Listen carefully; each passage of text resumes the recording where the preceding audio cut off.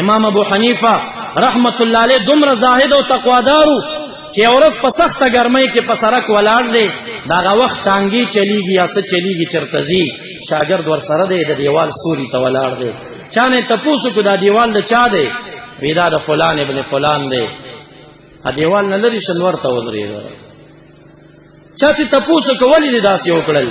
وې د دې کور خاون باندې زما څخه قرض اسینه چې د دیوال د سوري نه نفع وانخلم کل قرض جر نفع فهو ربا پاره کې رانه شمس خور رانه جوړ نشي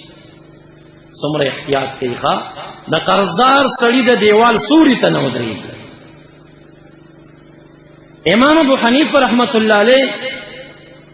چې هغه زمانہ کې چا مقابله کړی خدای تعالی په یو مسله کې ورته محتاج کړی دی. امام اعمش دغه زمانی او محدث دی او شیخ الکل په حدیث کې فزرګونو طالبان شاګردان به ورته کېناستل. امام اعمش د امام ابو حنیفه مخالف خبرې وایي د پسې کول. اتفاقا امام اعمش یو بیبي کړی و او هغه بیبي سره د ډیره مینه و. یو شپه د شپې کورنۍ ماحول له پڅور ته غوسه شو. دا واقعا وره ډیره عجیب واقعا غوسه شو ورته بیبي مراوره شو. امام اعمش خپل بیبي ته د شپې وایي کله سبای سو صادق نه مخ کې دي ما سره خبره و نه کړي نو په ما دې پدرې کانو طلاق ای. بیبي د سره تنگ و د مالدار خاندان بیبي و مولیان خاصم غریبي نو اور سره تنگ و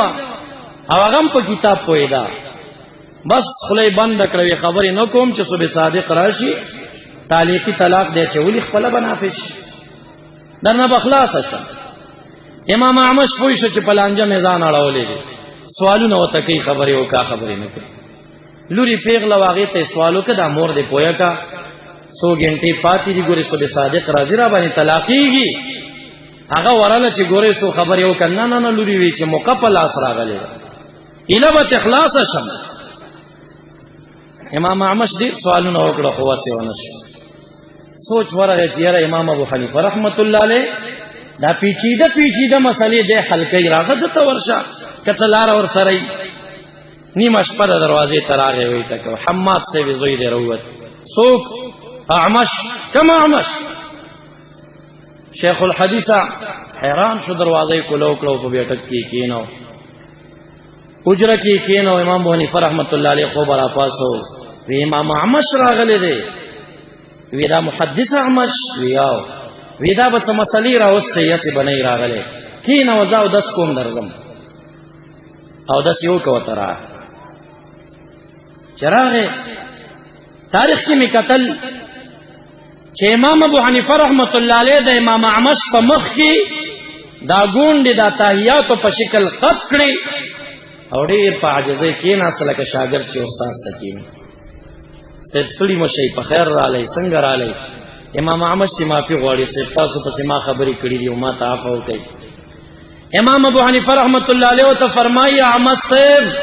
معافیانه بیا کیږي وخت ډېر لګ دې مسله کوا هغه تم فراستن پته لګېدلې و مسله کوا وی بی ته می طلاق چولی تعلیقی چې صبح صادق پورې خبرې ونه کې په ما دې طلاق ای بی خبرې نه کوي چې طلاق او اخلاص شمسل عربوي. حماد سے توي زر لاړشه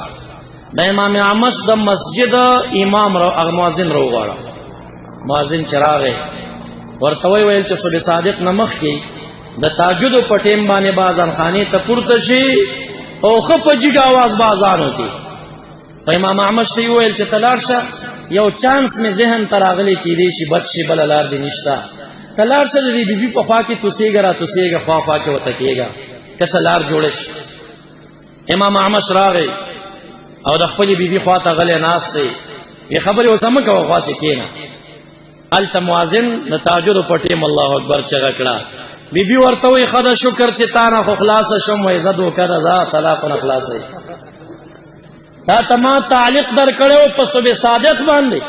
اوازان صبح صادق نه مخ کې شوی او داغه نه مخ کې خبرې را سره کړې دي طلاق نه دی واقع شوی. دا د امام ابو حنیفه رحمت الله علیه ذهنی تشخیص د ذهنو چې په دومره لنډ سکندونو کې د خوب نه را بیدار شه. خو د امام اعمش سره خبرې ومنئ.